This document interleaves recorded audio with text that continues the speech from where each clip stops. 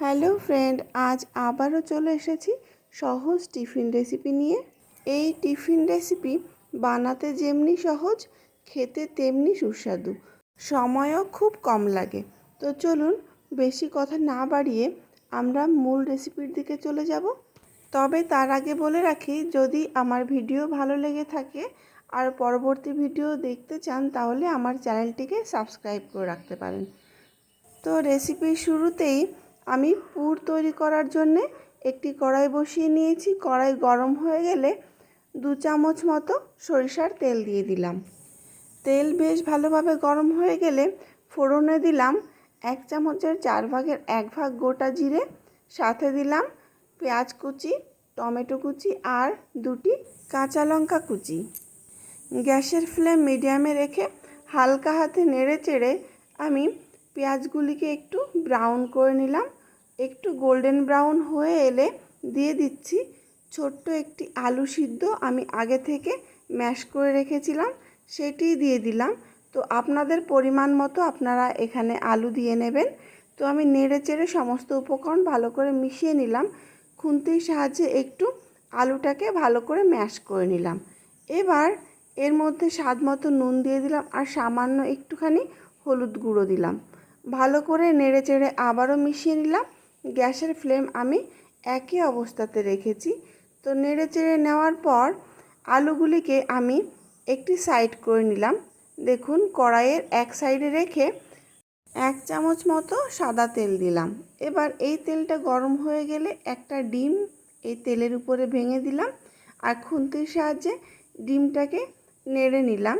এবার ডিমটাকে একটু নেড়ে নিয়ে আলুর সাথে ভালো করে মিশিয়ে দিচ্ছি। অর্থাৎ যে পুরটা আমরা রেডি করে সাইড করে রেখেছিলাম, তো ওই পুরের সাথে ডিমটাকে ভালো করে মিশিয়ে নিলাম। তো মোটামুটি 3 থেকে 4 মিনিট ধরে নেড়ে চেড়ে ভালো করে কষিয়ে নিলাম। সবশেষে উপর থেকে ধনেপাতা কুচি দিয়ে দিলাম। ধনেপাতা কুচি দেওয়ার পর আবারও নেড়ে চেড়ে সমস্ত উপকরণ ভালো করে মিশিয়ে নিলাম। তো দেখুন, পুর সম্পূর্ণ রেডি হয়ে গেছে। গ্যাস বন্ধ করে দিয়েছি।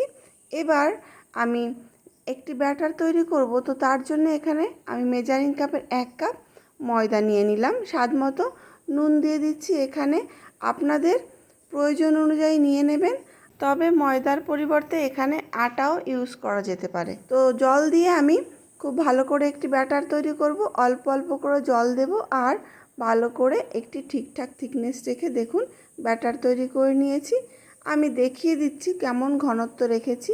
দেখুন, আমি দেখিয়ে দিচ্ছি, খুব একটা পাতলাও হবে না আবার গাঢ়ও হবে না, এই রকমটা রাখলাম। এবার গ্যাসের উনানে একটি প্যান বসিয়ে নিয়েছি আর তাতে দিয়ে দিলাম 1 চামচ রিফাইন্ড অয়েল। তো ব্রাশ করে নিলাম ভালো করে আর ব্যাটার দিয়ে দিলাম। দেখুন, ব্যাটার দিয়ে আমি হাত দিয়ে কড়াইটাকে ধরে এভাবে ঘুরিয়ে নিলাম। তো এভাবে ঘুরিয়ে একটি রুটির শেপ তৈরি করতে হবে। তো রুটির শেপ তৈরি করার পর আমি ঢাকা দিয়ে লো ফ্লেমে রেখে দিলাম 1 থেকে 2 মিনিট। তো 1 থেকে 2 মিনিট পর ফিরে এলাম। দেখুন, খুব ভালোভাবে সিদ্ধ হয়ে গেছে। এবার আমি উল্টে দিচ্ছি। এভাবে উল্টে পাল্টে রুটিটাকে বেশ ভালো করে সেঁকে নিতে হবে। তো 2 থেকে 3 বার এভাবে উল্টে পাল্টে আমি রুটিটাকে সেঁকে নামিয়ে নিলাম। একইভাবে সবকটি রুটি আমি তৈরি করে নিয়েছি। দেখুন কত সুন্দর হয়েছে, পাতলা এবং ভীষণ সফট। তো এই সফট রুটি তৈরি করার জন্য কিন্তু কোনো রকম বেলার ঝামেলা নেই।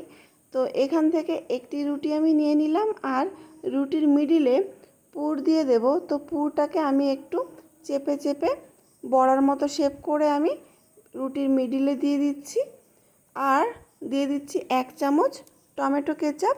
এখানে আপনার বাচ্চা যে সসটা পছন্দ করবে সেটাই দিয়ে নেবেন। আর উপর থেকে একটু গ্রেট করে রাখা চিজ দিয়ে দিলাম। চিজ না দিলেও কোনো রকম অসুবিধা নেই, আপনার কাছে থাকলে দেবেন, না থাকলে স্কিপ করবেন। তো 2 সাইড থেকে আমি এভাবে রুটিটাকে ফোল্ড করে দিলাম। মোটামুটি 4 সাইড থেকেই এভাবে ফোল্ড করে দিলাম। তো রুটিটা এভাবে লেগে না থাকলেও কিন্তু ভাজার সময় ঠিক লেগে যাবে, সেটা নিয়ে কোনো চিন্তার কিছু নেই। তো আমি এভাবে ফোল্ড করে রেডি করে নিলাম। তো প্রত্যেকটি টিফিন আমি একইভাবে রেডি করলাম। এবার ফ্রাইং প্যানে আবারও সাদা তেল দিলাম। তেল বেশ ভালোভাবে গরম হয়ে গেলে টিফিনগুলি আমি একটা একটা করে দিয়ে সেঁকে নেব। তো আমার এখানে 4টি টিফিন রেডি হয়েছিল। তো দুটি দুটি করে সেঁকে নিচ্ছি। তো দেখুন উল্টে পাল্টে এভাবে আমি টিফিনগুলিকে খুব ভালোভাবে সেঁকে নিলাম। আমি এখানে সাদা তেল ইউজ করেছি, আপনারা চাইলে ঘি কিংবা বাটারও কিন্তু ইউজ করতে পারেন।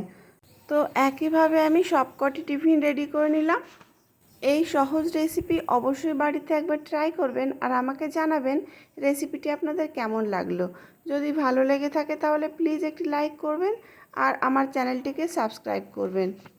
তো দেখুন আমি একটি এখানে ছিঁড়ে দেখাচ্ছি ভেতরটা কতটা পুরে ভর্তি। তো বাচ্চারা কিন্তু ভীষণই পছন্দ করবে আর স্বাস্থ্যের পক্ষে খুবই ভালো। একটি টিফিন খেলে সারা দিন পেট ভর্তি থাকবে। তো অবশ্যই একবার অন্তত ট্রাই করবেন। তবে আজকের মতো এই পর্যন্তই, ফিরে আসবো আবারও নতুন কোনো রেসিপি নিয়ে।